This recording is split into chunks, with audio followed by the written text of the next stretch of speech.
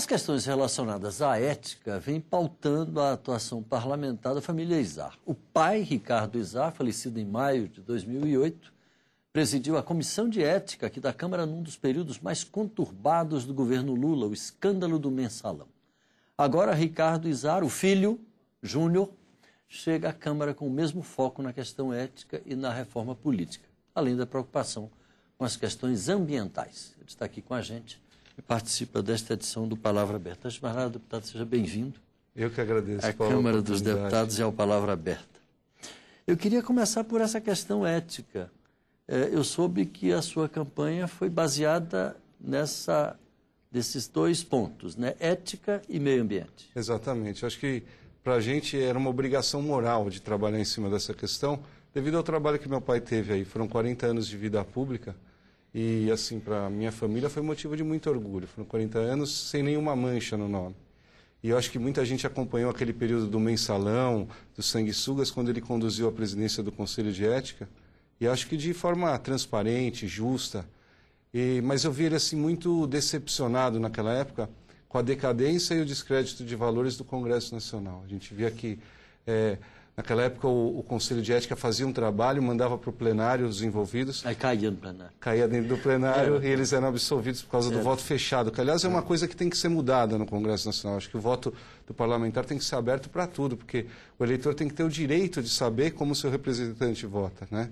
Então, esse é um dos pontos a serem abordados noutra preocupação sua, que é da reforma política, né? Pode estar no bojo disso. Tem que entrar no bojo disso, Mas eu acho assim, a gente sentiu uma obrigação moral de continuar o trabalho dele, inclusive porque eu acho que um dos fatores que levou à morte do meu pai foram as questões das ameaças, das chantagens que sofreu durante aquele episódio do Mensalão, quando ele era o presidente do Conselho de Ética. Então, a gente continuou o trabalho dele e montamos um instituto em São Paulo, que se chama Instituto Ricardo Izar, foi uma homenagem que a gente fez para ele, e que a gente trata de duas questões. A questão da ética, que a gente faz através de palestras, temas sobre ética ambiental, ética concorrencial, combate à pirataria, ética comportamental, que está tão em falta hoje na sociedade.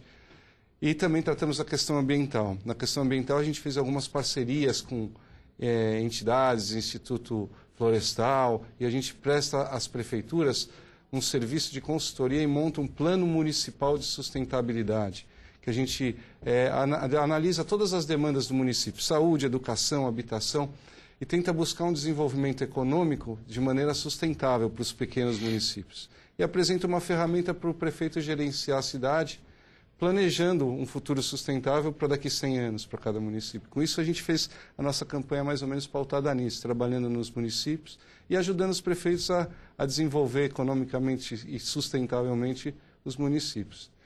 Agora, deputado, muita gente diz que a questão ética, ela começa na família, mas pouca gente acredita que ela continue na escola. Há uma outra corrente que diz, não, a gente precisa discutir a questão ética, até porque é pela discussão que as pessoas acordam para a necessidade de cumprir certos rituais, digamos, dentro da sociedade, né? Um certo estatuto sem o qual a gente não conseguiria ter uma relação minimamente responsável, né?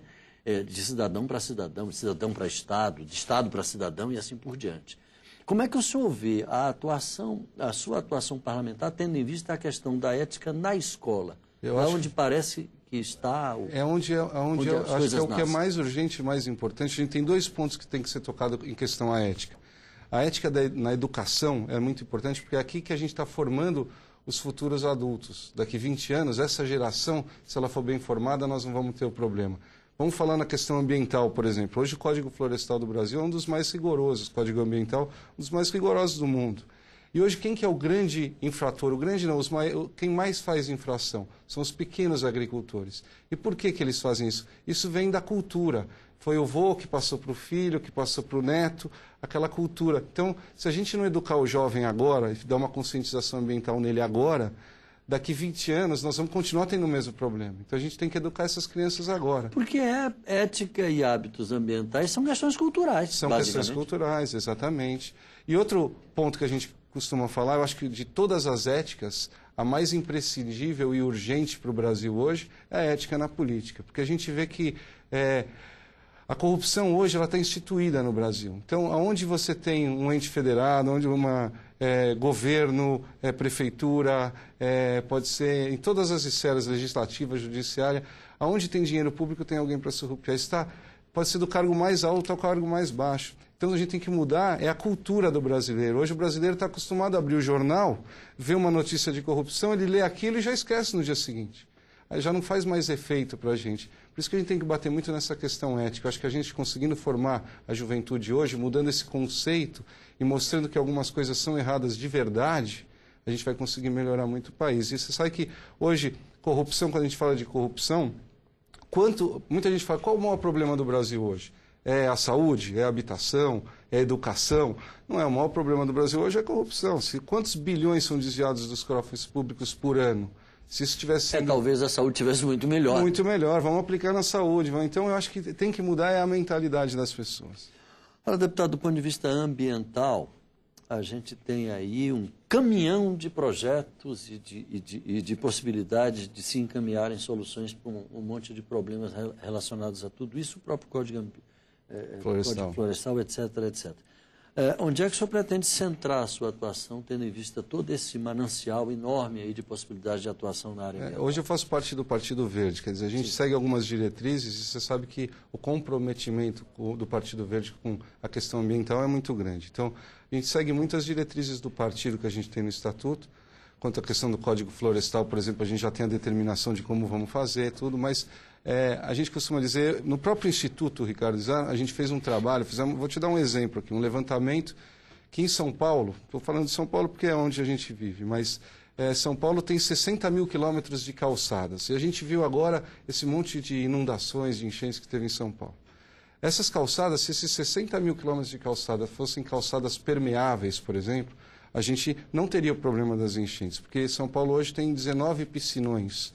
Se São Paulo tivesse 30, 35 piscinões... muito melhor dessa água pluvial. Isso, e se tudo fosse permeável, as calçadas, equivaleria a 320 piscinões, para você ver como é a diferença. E por que o poder público não faz nada? Por que a gente não incentiva?